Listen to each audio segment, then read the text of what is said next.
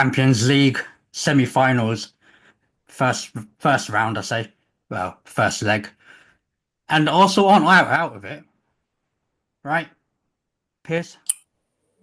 Um, no, I mean, I was there for it, and I mean, it was similar to the Real Madrid atmosphere, the build-up before the game, and then we didn't touch the ball for the first 4 minutes, and they scored, and it just went totally flat.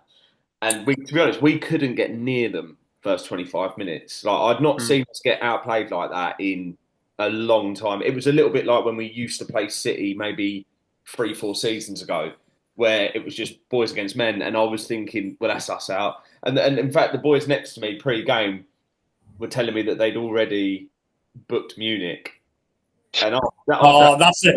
That's the curse. I said to her, I hope you can get a refund on those flights, boys, because we're getting battered here.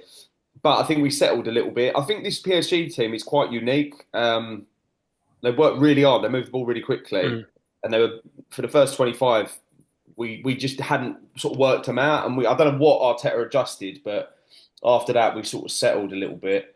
And I think, do you know what? I was disappointed, and it's a fucking long way to go for me midweek to then lose 1-0 and have a really depressing long journey home. But it could have finished 2-0. It could have finished 1-1 because we had chances, but it could have finished 2-0, in which case I think that's tie over. So at 1-0, I think we're still well in it, and I think Partey will be back for the return leg in Paris, and I think that's big because Declan can move further up the pitch. And I think you can rattle them.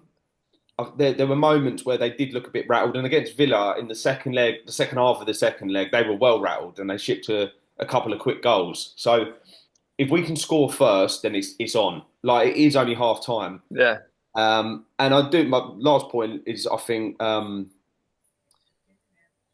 think the two Real Madrid games, like we battered PSV and then we battered Real Madrid, and I think it lulled us into like a false sense of security. Like we thought we were just going to walk into the final, right? Because Mm. it had been a cakewalk, really. I think if you're going to get to the Champions League final, there's always going to be some jeopardy. There's going to be moments where it looks like you're going out. There's going to be, you're going to have to, like any club that's ever won it has never done it in second gear and just cruised to the No. final and won it. So to be worthy of getting to the final or to be worthy of winning it, you're going to have to get through some jeopardy. And I think if we can do that in the second leg, then we deserve to be in the Yeah. final. Yeah. Well, you've got to beat the best team, haven't you? What would be the second best team if you win the tournament? But like this PSG side, you could tell they were class when they beat Liverpool. They played Liverpool off the park. Liverpool couldn't get near them. Yeah. And to do that to a Liverpool side that is, arguably better than Arsenal, the league says they are. It was always going to be a really tricky game. But For as you George, say, it's going not back to over. their vulnerability at Villa shows that Yeah. they Defensively, I mean, Arsenal, Donnarumma made two unbelievable saves. Like Yeah, yeah. they will get chances, but it's whether they can stop PSG. The thing is, PSG are unbelievable, but they're not actually that clinical. I don't think they seem to squander quite a few chances. Like those two chances at the end of the game, how they didn't put one of them away. I just will never like. They Yeah, both had I so think much time and space. one of them was offside, or maybe even both of them. But yeah, I take your point. I mean, they did have chances, and like I said, it could have been 2-0. Yeah. I mean, what I would say, I don't want to bang on about injuries because I've done enough of that this season. But if, Oh, if oh, you, you haven't if mentioned you, that one. well, mate, I mean, I don't need to mention it. I can point to the squad and the bench. I mean, we're a goal, we're 2 goals away from being in the Champions League final. And if you look at our squad, like our bench, we had no options. Like we haven't got a striker, and Arteta's I managed to. wonder who said that was an issue at the start of the season. Well, I mean, issue or not, and it should have been addressed. Whatever, that's a different point. I think the point is what Arteta's managed to do with this squad in the Champions League is impressive. Even if we go out. But he didn't have to. He could have signed a striker, Well, right? he could have, but he didn't. And what I'm saying is, what with his resources at hand, what he's managed to do. Like I say, have a look at our bench, and there'll be a few players in there, double-barrelled names from the youth setup you don't even recognise. Double-barreled names. We had we had Zinchenko, Ben White, and Wanyeri. Those were really our options. But look, I mean, obviously that will affect it. But you look at PSG's squad as well. Like coming into this season, a lot of these players were unknown names. Look at Vitinha. Is it the name of the midfield? No, what's the centre midfielder called? I know you mean. He was at Wolves, wasn't Wolves, yeah, yeah, he? yeah. Yeah, and he was shocking at Wolves, but Enrique has turned this team into one of the best teams to watch. They've got such skillful players. They press really well. They're not physical. Like you look at their midfield, and you think physically you should dominate them, especially when Partey's in there. But they dominated you. I think they won the physical battle as well, and they're just. They're I just love pests. watching them play. They're Just love basically watching them play. they're pests. Like the works. The one thing is they work so hard that Yeah, front 5 or 6 they work really hard. They play through the lines so quickly, and yeah, they're always on the move, and it's one They're a touch, joy to watch. and it's almost like free passes. It's a little bit like Liverpool's Klopp when they go forward. It's like all of a sudden they're in acres of space. they're like, on you. Yeah, Three passes, they're through, and you're like, how the fuck did you do that? yeah, Physically, yeah, they were. I mean, to be fair, the one player of ours that I think bettered them physically was Lewis Skelly. Like a few moments, he picked up the Yeah. ball, nudged a couple of players off, and just burst forward. He's got He's that a bit of unit, nasty isn't he? like that It's you need. mental. I think. He is. I tell you, who was disappointing for me was Odegaard. Oh yeah, I- massively. He was Has getting, been all he was season. getting dogs All abuse season. where I was sitting, people were on his case. For me, also this season, I know he was injured for a bit or whatever, but for the standard, personally, that I think he's underperformed this season. Yeah, And he's well, one of that's- my biggest disappointments this season. yeah, he was injured for a big chunk of the season, and he's not been the same since he come back from injury. Yeah. Whether this is true or not, I've heard that actually that injury does require surgery, and he's playing through it until the summer, and he's going to get surgery. Okay. That would explain That's it. very That possible. would Yeah. make sense. I don't know how true that is, but I'm not make sense. slating him. I'm not slating him, but what I am saying, for the player he is, I don't think he's not been what he can be. Yeah. So No, yeah. and it was frustrating because there was there were spells in the game, as good as PSG were, where we were dominating the ball, we were sort of camped on the edge of their box. Yeah. And Odegaard was doing that thing, like he's got really pretty feet. He looks like, busy but doesn't do anything. he looks busy and he's floating about, going like dropping shoulders, and then he'll just like lose the ball, and you're like, mate, just sometimes keep the ball. Yeah. Here's what you reckon. Second leg score. Second leg, I think we'll win 2-1 and go out in extra time. Yeah. Did you guys catch the other game? What do you think? Cully, what do you think score will be? What do I think? Yeah. I Do you know what? No one cares. George? 2-1 to PSG. I think PSG are too. I just think they're a bit too good. So I think PSG were doing maybe 2-0 or something. But I think Arsenal have got a good chance. I think a lot of people coming out of that game, people are saying it's like, it's almost as if Arsenal were out. I don't think they're out. And I think, as Piers said, you can rattle this PSG side. So if they do get an early goal, it could be very, very different. Yeah. Declan Rice Sure. further up the pitch with Partey at the base, I think it will be a different game. And I do think this PSG side, like I say, they're quite unique. They're quite tricky.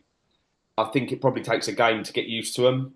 Because, like I say, first 25 minutes, we looked clueless. We looked like we just couldn't suss them out. And we grew into You the changed game. your press a bit, I thought. Before you were like pressing a little bit, maybe more aggressively, but not very well organised. And he sort of changed that. And they did still play through you quite a bit, but it happened a lot less than it was happening right at the, for the first half an hour or so. Yeah, I'm gonna move on here. I'm gonna move on here to the other side of the draw. Barcelona What a in game. 3. What a game. What a game. But Lamau, brilliant. Lamau. But who would, if you did get to the final, who would you want to face out of those two? Neither. Probably Inter, watching back some of Barcelona's goals, yeah. But Inter were brilliant as well. Like they were. I mean, I think Inter were. I think they didn't have much of the ball, and they scored off a couple of set pieces. Like it would be a fucking rank final either way. But I just fear that if we manage to get to the final and Barcelona just blow you away 3-0, it's just shit, innit? You'd almost rather a cagey, horrible. Yeah, for sure. Yeah, than getting blown away. But what a game though, Yamal. There's so much has been said. I mean, I don't know if you saw the clips last night of Harry Maguire on the wing, very Yamal-like, and I think he's probably watching his videos as a youngster and getting inspired. But yeah, he can do all the things that Harry can. But what a player! And not only that, it's not only his goal; it's the way he wants the ball. He's so hungry for it. His feet are so quick as well. It's just He doesn't roll about. That like he just gets up and lovely player to watch. But the goal was like Messi. Game. It literally all I could think about when he scored that goal was Messi. It just was so similar to the way Messi plays, and I mean, obviously, that's going to be that's the easy comparison to make. Everyone is saying, "Is he the next Messi?" But even if he's even half the player Messi is, then we've got a hell of a player to keep our eyes out for the next however many years. It's interesting. Like the conversation was always, "Oh, Mbappe is going to be the next great one. Haaland could be." We're talking about that sort of generation, and up pops this kid who's like, he's what 17. So to me, he could easily win the Ballon d'Or next year or the year after. Yeah, if they win the Champions League. And then he dominates. It's like Ronaldo. It's like that Ronaldo Messi debate. It's going to be Ranieri Yamal, isn't it? It's like, fuck. That's what we're going to be talking about for the next. I don't know if United win the Europa, it could be Maguire. I am going to come on to Europa League. It looks like it will be a Man United Tottenham final. Horrible. Two Pierces discussed, but a question for Pierces, and I'm sure I know the answer, but Arsenal to win Champions League and Tottenham to win Europa, or both to win nothing? Us to win the Champions League. Yeah. Yeah. And they'll be in Champions League next year, right? Yeah, but that's right. Because I mean, if they win Europa and we win Champions League in the same season, that's quite satisfying because it just shows the fucking levels, doesn't it? I couldn't imagine anything for us to go worse. out in the semis and then they win Europa League, finishing fucking 16th in the league, losing 25 games this season, and then they'll large it and sing about being champions of Europe will make me sick. And they will. It would be horrible if both you guys won that. It would just be awful. But look, we're not going to win the Champions League. It's not happening. You never know. You never know. Only 3 games. I'd 2 games. I'd like both teams to get absolutely pummeled in the final. Yeah, I'd rather see United win it, the Europa League, than Spurs. United fans are going to be unbearable though. Yeah, but Goodie's already started. I know Spurs will be as well. Either way, it's a terrible state that we've ended up in, mate. Yeah, the United fans are so smug. Like, oh, yeah, it's what we do. We just win. We win trophies. Yeah, you win Mickey Mouse trophies. You don't win proper trophies. Oh yeah, yeah. So they were the best you guys were winning before you got financially doped by Abramovich. It was the FA Cup. Oh yeah, because United don't have much financial backing, do they? Yeah, I was going to say. Not doping. We have financial raping, but not doping. And well, talking of the last Europe, George, Chelsea have got to win, right? Yes. Yeah. And you're talking about Mickey Mouse cups, but imagine having the UCL. The UCL is a big tournament, and if we win it, we'll be out on the streets at Stamford Bridge, partying, having the time of our lives. Hell of a trophy. If you say so. To be honest, Thank you very much, guys.